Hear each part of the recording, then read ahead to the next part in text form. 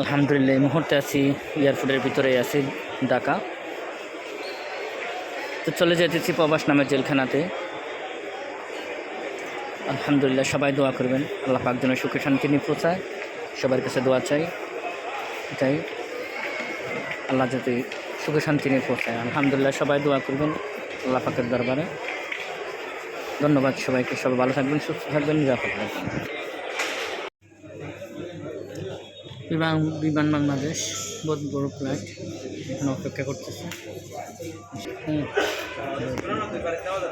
এই সেই বিমান অপেক্ষা করতেছে আমাদের জন্য, বিশাল বড় বিমান।